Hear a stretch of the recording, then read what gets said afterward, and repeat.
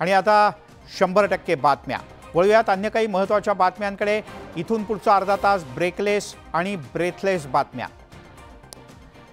लोकसभा निवडणुकीमध्ये महायुतीतील राष्ट्रवादी काँग्रेसला फक्त एकाच जागेवर यश मिळवता आलं। आता काही दिवसात विधानसभेच्या निवडणुका येऊ घातलेत। त्याआधी छगन भुजबळ यांनी येत्या विधानसभेत जेवढ्या जागा एकनाथ शिंदे यांच्या शिवसेनेला तेवढ्याच जागा आपल्याला मिळाल्या पाहिजेत अशी थेट मागणी भाजपकडे केली आहे।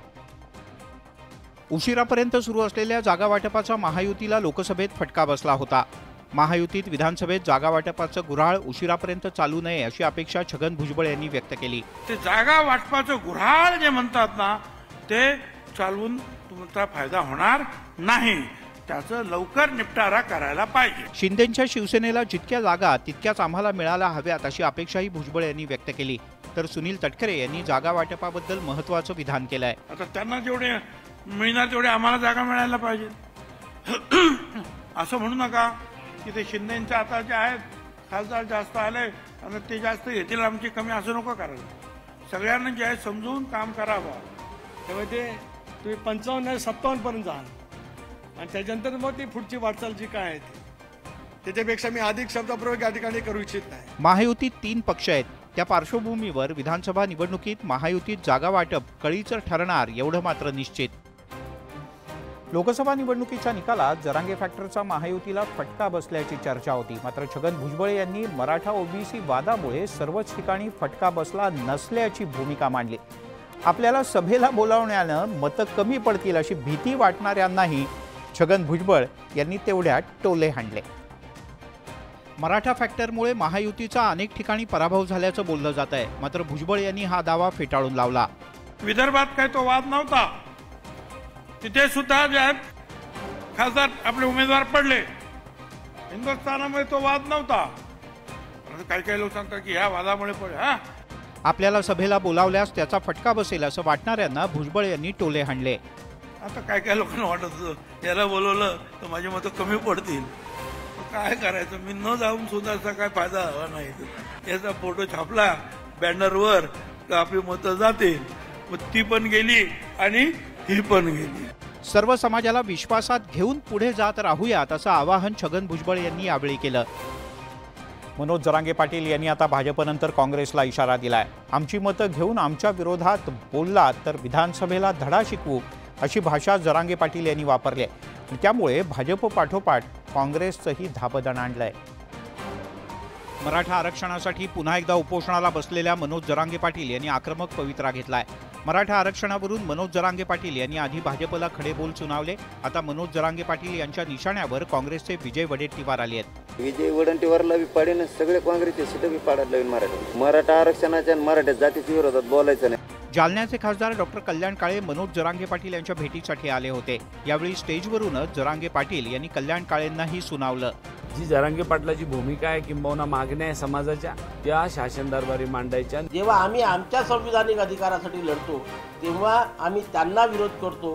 हा जर त्यांचा समज असेल तर तो पूर्णतः चुकीचा आहे। मराठा समाजाला ओबीसीतून आरक्षण मिळालं नाही तर 288 मतदारसंघात सर्व जाती धर्माचे उमेदवार मनोज जरांगे पाटील उभे करणार आहेत असा त्यांनी इशारा दिलाय। त्यातच आता मनोज जरांगे पाटील यांनी काँग्रेसलाही इशारा दिलाय। परिणामी भाजप आणि काँग्रेसची डोकेदुखी वाढली आहे। तिकडे लोकसभा निवडणुकीत बहुमत मिळाल्यानंतर एनडीएचं नवं सरकार स्थापन झालं। नरेंद्र मोदी यांनी तिसऱ्यांदा पंतप्रधान पदाची शपथ घेतली। मोदींच्या सोबत 71 मंत्र्यांनी पद आणि गोपनीयतेची शपथ घेतली। एनडीए सरकारच्या शपथविधीनंतर सध्या एकनाथ शिंदे यांची चर्चा आहे। एकनाथ शिंदे यांची बार्गेनिंग पॉवर कमी झाली का अशी चर्चा राजकीय वर्तुळात सुरू झाली आहे। त्याला कारण आहे शिंदेंच्या शिवसेनेला केंद्रीय मंत्रिमंडळात मिळालेला वाटा। शिंदेंच्या शिवसेनेनं लोकसभा निवडणुकीत राज्यात 7 जागांवर विजय मिळवला। असं असतानाही शिंदेंच्या शिवसेनेला केंद्रीय मंत्रिमंडळात फक्त 1 राज्यमंत्रीपद देण्यात आलंय। दुसरीकडे चिराग पासवान यांच्या लोकजनशक्ती पक्षानं 4 जागा जिंकलेल्या असतानाही त्यांना केंद्रात 1 कॅबिनेट मंत्रीपद देण्यात आलं। याशिवाय जितनराम मांझी यांच्या हिंदुस्थानी आवाम मोर्चानं 1 जागा जिंकली, त्यांनाही केंद्रात 1 कॅबिनेट मंत्रीपद मिळालं। तसंच त्यांना मलईदार खातं मिळणार असल्याचंही बोललं जातं। मांझी यांच्या पक्षाप्रमाणेच अजित पवार यांच्या राष्ट्रवादी काँग्रेसला लोकसभा निवडणुकीत 1 जागा जिंकता आली, मात्र त्यांना कुठलंही मंत्रिपद मिळालेलं नाही। त्यामुळे आता राजकीय वर्तुळात आश्चर्य व्यक्त केलं जात आहे। नरेंद्र मोदी यांनी तिसऱ्यांदा पंतप्रधानपदाची शपथ घेतली. भाजप, जेडीयू आणि टीडीपी नंतर एनडीएमधील शिंदेंच्या शिवसेनेला सर्वाधिक खासदार त्यांच्याकडे आहेत. असं असतानाही रविवारी शिंदेंच्या शिवसेनेला एकच राज्यमंत्रीपद देण्यात आलंय. त्यामुळेच की काय एनडीए सरकार स्थापन होऊन 24 तास उलटले नाहीत तोच एनडीएमधली खदखद चव्हाट्यावर आली आहे. शिंदेंच्या शिवसेनेला एक राज्यमंत्रीपद मिळाल्यानं मावळचे खासदार श्रीरंग बारणे यांनी उघडपणे नाराजी व्यक्त केली. हा दुजाभाव शिवसेनेच्या बाबतीमध्ये होते. खरं तर भारतीय जनता पक्षाकडून तो न्यायिक भूमिका शिवसेनेला दिली पाहिजे. अजित पवार यांच्या राष्ट्रवादीला मंत्रिपद मिळालं नसल्याबद्दलही बारणे यांनी खंत व्यक्त केली आहे. परिवाराशी देखील एक वाईटपणा, रोष माननीय अजितदादांनी या सगळ्या घडामोडीमध्ये घेतलाय आणि आपण ते नाकारून चालणार नाही. मंत्रिपदासाठी राज्यात उदयनराजेंची सुद्धा चर्चा होती, मात्र त्यांनाही संधी मिळाली नाही म्हणूनही नाराज असल्याचं बारणे यांनी म्हटलंय. छत्रपती शिवाजी महाराजांचे वारसदार म्हणून छत्रपती उदयनराजांकडे पाहिलं जातं आणि ते देखील सिनियर आहे, त्यामुळे त्यांना न्यायिक भूमिका भारतीय जनता पक्षाने दिली पाहिजे. बारणे यांनी उघडपणे नाराजी व्यक्त केल्यानं मुख्यमंत्री काय भूमिका घेणार याकडे लक्ष लागलंय. शिवसेनेची एका राज्यमंत्रीपदावर बोळवण केल्यामुळे शिवसेनेचे खासदार बारणे यांनी खदखद व्यक्त केलेली असतानाच राष्ट्रवादीनं सुद्धा तशीच काहीशी नाराजी व्यक्त केली. राष्ट्रवादीचे आमदार अण्णा बनसोडे यांनी सुद्धा एनसीपीला कॅबिनेट मंत्रीपद न मिळाल्यानं कार्यकर्त्यांमध्ये नाराजीची भावना असल्याचं अधोरेखित केलंय. शिवसेनेचे खासदार श्रीरंग बारणे यांनी पक्षाला मंत्रिमंडळात पुरेसं स्थान न मिळाल्यानं उघड नाराजी व्यक्त केली. आता राष्ट्रवादीच्या आमदारांनी देखील आपली खदखद व्यक्त केली आहे. आणि ती न दिल्यामुळं महाराष्ट्राच्या राष्ट्रवादी काँग्रेस पक्ष असतील, एकनाथजी शिंदे पक्ष असतील, त्यांची सर्व कार्यकर्त्यांची नाराजी या ठिकाणी दिसून येत आहे. दरम्यान राष्ट्रवादी काँग्रेसला मंत्रिपद न मिळाल्यानं विरोधकांनी केलेल्या टीकेला सुनील तटकरे यांनी उत्तर दिलं. धरताना असं वाटतं की राष्ट्रवादी काँग्रेस पक्षाला भाजप काय किंमत देत. कदाचित परवाचं दृश्य त्यांना बघवलं नसेल की आपला दादा पहिल्या रांगेत बसलाय, याची पोटदुखी असेल म्हणून त्यांना तसं वाटत असेल. राष्ट्रवादी काँग्रेसला केंद्रीय मंत्रिमंडळात स्थान न मिळाल्यानं राज्यात मात्र राजकारण तापलंय. नरेंद्र मोदी यांनी तिसऱ्यांदा पंतप्रधानपदाची शपथ घेतली. मोदींसह तब्बल 70 मंत्र्यांचा सुद्धा शपथविधी रविवारी पार पडला. मात्र मोदींच्या मंत्रिमंडळावरून ठाकरेंच्या गटानं शिंदेंची शिवसेना आणि अजित पवार यांच्या राष्ट्रवादीला डिवचलाय. मोदी आणि त्यांच्या मंत्रिमंडळाच्या शपथविधीनंतर ठाकरे गटानं महाराष्ट्रातील भाजपच्या साथीदारांवर सणसणीत टीका केली. यांना त्यांची अवकात दाखवली. तुम्ही आमचे आश्रित, तुम्ही आमचे गुलाम आहात. शिंदेंच्या शिवसेनेला एक राज्यमंत्रीपद मिळाल्याचा उल्लेख करत संजय राऊत यांनी जोरदार हल्ला चढवला. हे दुसरे जे आहेत नकली शिवसेना, त्यांच्या तोंडावरती एक राज्यमंत्रीपद फेकलेलं आहे. संजय राऊत यांनी अजित पवार यांच्या राष्ट्रवादीवर सुद्धा निशाणा साधलाय. अजित पवारांच्या वाट्याला तर भोपळा आहे. अजित पवारांच्या बाबतीत असं मला समजलं की त्यांनी सांगितलं की आम्ही प्रफुल्ल पटेलाची 150 कोटीची प्रॉपर्टी जी दाऊदशी संबंधित होती ती परत केली.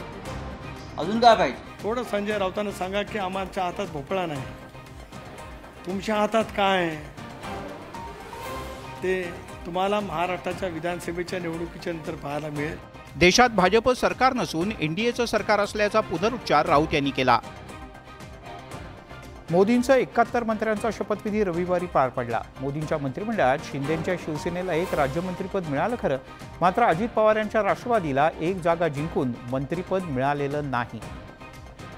अजित पवार यांच्या राष्ट्रवादीला केंद्रात मंत्रिपद मिळालं नसल्यानं रविवारी उलटसुलट चर्चा रंगल्या. मात्र त्यानंतर उपमुख्यमंत्री देवेंद्र फडणवीस आणि खुद्द अजित पवार यांनी याबद्दल स्पष्टीकरण दिलं. भाजपकडून राज्यमंत्रीपदाची ऑफर देण्यात आली होती, मात्र अजित पवार यांचा आग्रह कॅबिनेट मंत्रिपदासाठी होता, त्यामुळे हे मंत्रिपद नाकारल्याची माहिती मिळाली. यावरूनच विरोधकांनी अजित पवार यांच्यावर निशाणा साधलाय. द्यायचं असेल तर आपण कॅबिनेट मंत्रिपद द्यावं, नाही तर आमची थांबण्याची देखील तयारी आहे. जो मिला वो खाओ अशी परिस्थिती आली आहे.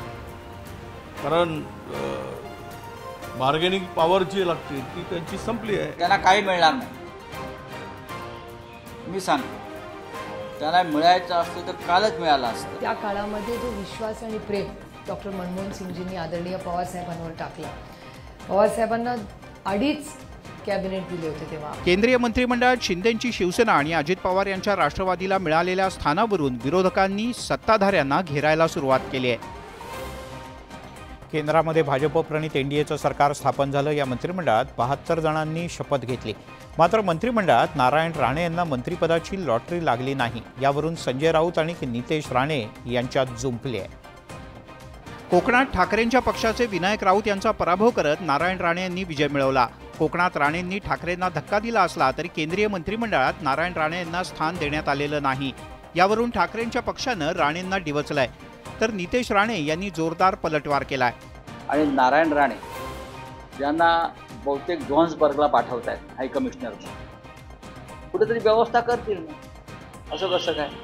प्रत्येकाच्या गाडी घोड्याची, दाणा पाण्याची, चारा पाण्याची व्यवस्था या सरकारला करावी लागेल। तुला आणि तुझ्या मालकाला कटोरा घेऊन जे आता 10 जनपदच्या फेऱ्या मारायला लागणार आहेत त्याबद्दल थोडा विचार कर। कोकणात लोकसभा निवडणुकीच्या दरम्यान राणे आणि ठाकरेंच्या पक्षांमध्ये आरोप प्रत्यारोपांच्या फैरी झडल्या। निवडणुकांच्या निकालानंतरही वार पलटवारांचा सिलसिला सुरूच असल्याचं पाहायला मिळतंय। आधी एकनाथ शिंदे यांच्या बंडामुळे शिवसेनेत फूट पडली। राज्यात सत्तांतर होऊन एकनाथ शिंदे मुख्यमंत्री बनले। यानंतर काही महिन्यातच अजित पवार यांच्या बंडामुळे राष्ट्रवादीतही 2 गट पडले। शिंदेंची शिवसेना आणि अजित पवार यांच्या राष्ट्रवादीनं भाजपच्या मदतीनं राज्यात महायुतीच्या माध्यमातून सरकारचा गाडा हाकला। इतकंच नाही तर लोकसभा निवडणुका सुद्धा एकत्र लढवल्या। मात्र लोकसभा निवडणुकीत या तीनही पक्षांना धक्का बसला। हे कमी झालं की काय म्हणून नव्या केंद्रीय मंत्रिमंडळात शिंदेंची शिवसेना आणि अजित पवार यांच्या राष्ट्रवादीची काहीशी उपेक्षा झाली। हाच धागा पकडत विरोधकांनी आमदारांच्या घरवापसीचा दावा केलाय। हे गेलेले अजितदादा पवारांच्याकडचे असू देत किंवा शिंदे गटाकडले असू देत, पुढच्या महिनाभरामध्ये जवळपास हे यांचे दोघांचे मिळून 40 आमदार घरवापसी होईल। महाराष्ट्रातल्या महायुती सरकारच्या विषयी केंद्र सरकारच्या विषयी जेवढी नाराजी होती त्यापेक्षा कितीतरी पटीने जास्त नाराजी, आणि स्वाभाविकच आमदारांची पळापळ ही होणारच। याआधी सत्ताधारी आणि विरोधकांच्याकडून राजकीय भूकंपाचे दावे करण्यात आले आहेत। मात्र विधानसभेच्या तोंडावर कुणाला धक्का बसणार हे पाहावं लागेल। शिवसेनेतल्या फुटीनंतर झालेल्या लोकसभा निवडणुकीत ठाकरेंच्या पक्षाचे 9 खासदार निवडून आले।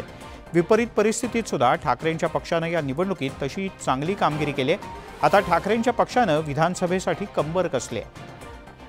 लोकसभा निवडणुकांच्या नंतर आतापासून ठाकरेंच्या पक्षानं विधानसभेसाठी तयारी सुरू केली आहे। शिवसेना भवनात ठाकरेंच्या पक्षाच्या नेत्यांची आणि पदाधिकाऱ्यांची एक बैठक पार पडली।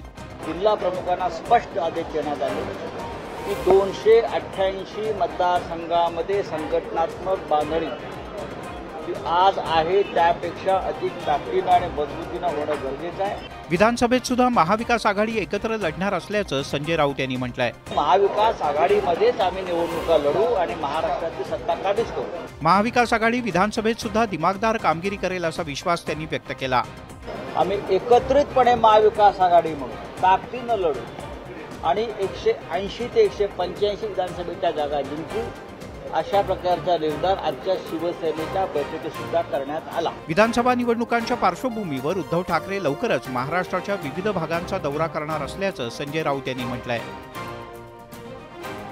रविवारी मोदींच्या नेतृत्वात एनडीए सरकार स्थापन झालं। मोदींसह तब्बल 70 जणांनी मंत्रिपदाची शपथ घेतली। केंद्रातील नव्या मंत्रिमंडळानंतर राज्यातील मंत्रिमंडळ विस्ताराची चर्चा सुरू झाली। अजित पवार हे 2 जुलै 2023 रोजी शिंदे फडणवीस सरकारसोबत सहभागी झाले। त्यावेळी पार पडलेल्या मंत्रिमंडळ विस्तारात अजित पवार यांच्या गटातल्या नेत्यांना मंत्रिपदाची शपथ मिळाली। यानंतर आणखीन एक छोटेखानी मंत्रिमंडळ विस्तार पार पडेल अशी चर्चा होती।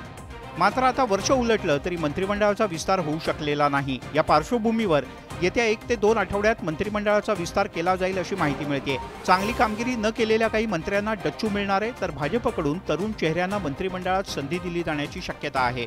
रस्त्यांचा विस्तार पण होतोय आणि मंत्रिमंडळाचा विस्तार पण लवकर जाता जाता काही लोकांना खुश करून जायचा प्रयत्न असेल। आता पुढे काही देऊ शकत नाही, जेवढं देता येईल तेवढं देऊ असा प्रयत्न करायचा असेल। मोदी मंत्रिमंडळात शिंदेंच्या शिवसेनेला केवळ 1 राज्यमंत्रीपद तर अजित पवार यांच्या गटाला एकही मंत्रिपद मिळालेलं नाही। त्याची भरपाई आता राज्यातल्या मंत्रिमंडळ विस्तारात केली जाणार का याकडे राजकीय वर्तुळाचं लक्ष लागलंय। लोकसभा निवडणुकांच्या निकालानंतर देशात पुन्हा एकदा एनडीएचं सरकार आलं। नरेंद्र मोदी यांनी रविवारी राष्ट्रपती भवनाच्या प्रांगणात तिसऱ्यांदा पंतप्रधान पदाची शपथ घेतली।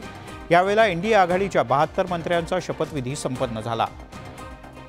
मात्र केंद्रीय मंत्रिमंडळात शिंदेंच्या शिवसेनेची अवघ्या एका राज्यमंत्रीपदावर बोळवण करण्यात आली। या पार्श्वभूमीवर शपथविधीनंतर एका अज्ञात व्यक्तीनं दिल्लीतल्या महाराष्ट्र सदनाच्या बाहेर एक बॅनर लावला। शिवसेनेला एकत्र येण्याची साद या बॅनरच्या माध्यमातून घालण्यात आली आहे। महाराष्ट्र सदनाच्या बाहेर लावण्यात आलेल्या बॅनरवरचा मजकूर लक्ष वेधून घेणार आहे। शिवसैनिकांनो, वाघांनो, संघटित व्हा, महाराष्ट्राच्या विकासाला गतिशील करा, आपल्या सगळ्यांना मनपूर्वक शुभेच्छा असा मजकूर या बॅनरवर लिहिण्यात आलाय। हा बॅनर नेमका कोणी लावला हे अद्याप कळू शकलेलं नाही। बॅनरच्या खालच्या बाजूला महाराष्ट्रातील कोट्यावधी शिवसेना प्रेमी असं नमूद करण्यात आलंय। त्यामुळे शिवसेनेच्या दोन्ही गटांना एकत्र येण्याचं आवाहन करणारी ही व्यक्ती कोण अशी चर्चा सुरू झाली आहे। या निमित्तानं विधानसभा निवडणुकांच्या पूर्वी शिवसेना पक्ष एकत्र करण्याच्या हालचाली सुरू झालेत का, की सगळ्या मागचा सूत्रधार नेमका कोण आहे याबद्दल मोठी उत्सुकता आहे। मंत्रिमंडळाच्या शपथविधीनंतर सोमवारी राजधानी नवी दिल्लीत एका बॅनरची चर्चा आहे। दिल्लीतल्या महाराष्ट्र सदनाच्या बाहेर हा बॅनर लावण्यात आलाय। या बॅनरच्या माध्यमातून दोन्ही शिवसेनेला साद घालण्यात आली। शिवसैनिकांनो, वाघांनो, संघटित व्हा, महाराष्ट्राच्या विकासाला गतिशील करा अशा आशयाचा मजकूर या बॅनरवर लिहिण्यात आलाय। राज्यातील दोन्ही शिवसेनेनं एकत्र यावं अशी साद या माध्यमातून घालण्यात आल्याची चर्चा आहे। या बॅनरवरून दोन्ही शिवसेनेच्या नेत्यांनी एकमेकांवर निशाणा साधला। आजही शिवसेना प्रमुखाच्या नावाने दुकानदारी करतात, त्यांनाही त्याचं काही वाटत नाही। म्हणून त्या जर भावना जपायची असेल आणि अशी हा शिवसेना प्रमुखाच्या विचारासाठी एकत्र येत असेल तर निश्चितच आम्ही त्यांचं स्वागत करू। ज्यांनी पक्षफोडीचं एक मोठं कारस्थान रचलं त्या कपट कारस्थानी लोकांना सोबत घ्यायचे की नाही घ्यायचे याचा सर्वस्वी निर्णय हा पक्षश्रेष्ठींचा। एनडीए सरकारमध्ये शिंदेंच्या शिवसेनेला एकच राज्यमंत्रीपद देण्यात आलंय। यावरून विरोधकांनी शिंदेंची बार्गेनिंग पॉवर संपल्याची टीका केली। त्यामुळे विधानसभा निवडणुकांच्या पार्श्वभूमीवर ठाकरेंची शिवसेना आणि शिंदेंची शिवसेना एकत्र येणार का याची चर्चा रंगली आहे। लोकसभा निवडणुकीत राज्यात कोल्हापूरच्या लढतीकडे सगळ्यांचं लक्ष होतं। कोल्हापुरात महायुतीच्या संजय मंडलिक यांच्या विरोधात काँग्रेसनं शाहू महाराज छत्रपती यांना रिंगणात उतरवलं। अखेर निकालात शाहू महाराज छत्रपती यांनी बाजी मारली। मंडलिक यांचा काँग्रेस उमेदवार शाहू महाराज यांनी 1,54,000 मतांनी पराभव केला। शाहू महाराज छत्रपती यांच्या विजयात काँग्रेसचे आमदार सतेज पाटील यांचं नियोजन आणि रणनीती यांचं मोठं योगदान आहे। त्यामुळेच प्रचाराच्या रणधुमाळीत मुख्यमंत्री शिंदे यांनी सतेज पाटील यांच्यावर टीका केली होती। बंटी पाटील यांची आता वाजवायची घंटी असं वक्तव्य शिंदे यांनी केलं। मुख्यमंत्री शिंदे यांच्या याच टीकेला आता कोल्हापुरात बॅनरच्या माध्यमातून खोचक उत्तर देण्यात आलंय। काँग्रेसच्या कार्यकर्त्यांनी घंटी शब्दावरून मुख्यमंत्री एकनाथ शिंदे यांना टोला लगावलाय। आता कशी वाजवली घंटी असा उल्लेख करणारे बॅनर कोल्हापुरात झळकलेत। बॅनरवर भली मोठी घंटा सुद्धा दाखवण्यात आली आहे। माननीय गृहराज्यमंत्री सतेज पाटील यांना की बंटी यांची घंटी वाजली तर जिल्ह्याचे आमचे नेते आहेत ते महाराष्ट्रावर भावी मुख्यमंत्री आहेत, त्यांनीच तुमची कशी घंटी वाजवली ते आता बघा आणि येणाऱ्या विधानसभेला तुम्हालाही घंटी वाजवण्यात येईल। कोल्हापुरात सध्या याच बॅनरची जोरदार चर्चा रंगल्याचं पाहायला मिळत आहे। पुणे आणि अहमदनगर जिल्ह्याला जोडण्यासाठी भीमा नदीवर पूल बांधण्याचं काम सुरू होतं। दौंड आणि गार या गावांच्या दरम्यान पुलाचं काम होतं। मात्र सोमवारी बांधकामाच्या वेळेला पुलाचे महाकाय खांब कोसळल्याची घटना घडली।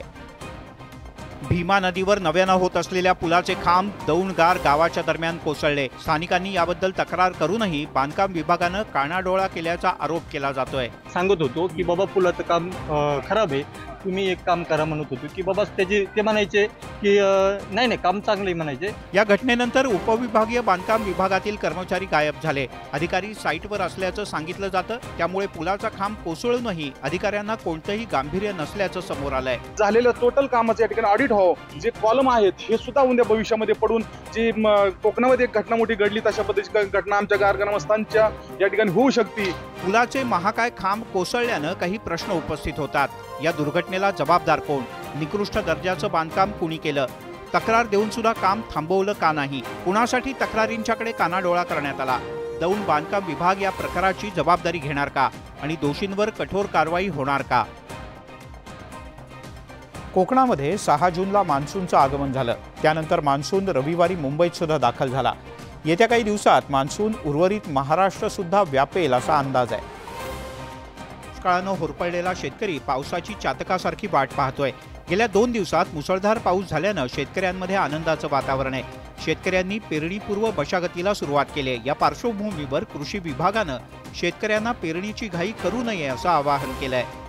पेरणीयोग्य पाऊस झाल्याशिवाय पेरणी करण्याची घाई करू नये आणि साधारणतः 100 मिलीमीटरपेक्षा किंवा 120 मिलीमीटरपेक्षा जास्त पाऊस झाला तर पेरणी करण्यास त्या ठिकाणी हरकत नाही. बी बियाणे आणि खतांच्या उपलब्धतेबद्दल सरकारनं शेतकऱ्यांना दिलासा दिलाय. कुणी चढत्या भावाने बियाणं किंवा खत देण्याचा प्रयत्न केला, कुणी कृत्रिम अडचण निर्माण करून अधिकच्या भावाने विक्री करायचा प्रयत्न केला तर त्याच्यावर अतिशय कठोर कारवाई करण्याचा सुद्धा निर्णय या ठिकाणी घेण्यात आला. बोगस वाण विक्रीची तक्रार नोंदवण्याचं आवाहन कृषी मंत्री धनंजय मुंडे यांनी केलंय. तक्रार नोंदवण्यासाठी 9822446655 हा नंबर जारी करण्यात आलाय. जालन्यामध्ये रमाई आवास घरकुल योजनेचा लाभ मिळाला नाही म्हणून 3 तरुणांनी टोकाचं पाऊल उचललं. त्यांनी जिल्हा परिषदेच्या कार्यालयासमोर आत्मदहनाचा प्रयत्न केल्याची घटना समोर आली. त्या तरुणांनी अंगावर डिझेल टाकून स्वतःला जाळून घेण्याचा प्रयत्न केला. जालन्यातील जिल्हा परिषदेच्या कार्यालयासमोर ही धक्कादायक घटना घडली. अंबड तालुक्यातील साष्ट पिंपळगाव या गावात 32 कुटुंबांना रमाई आवास घरकुल योजनेचा लाभ मिळाला. मात्र 3 तरुणांना घरकुल योजनेचा लाभ मिळाला नाही. घरकुलासाठी पात्र ठरलेले असतानाही आणि यादीत नाव असताना देखील गावातील दुसऱ्या व्यक्तींना घरकुलाचा लाभ मिळाल्यानं संतप्त तरुणांनी टोकाचं पाऊल उचललं. जिल्हा परिषदेच्या कार्यालयासमोर या 3 तरुणांनी हातात आणलेल्या डिझेलच्या बॉटल डोक्यावर ओतल्या.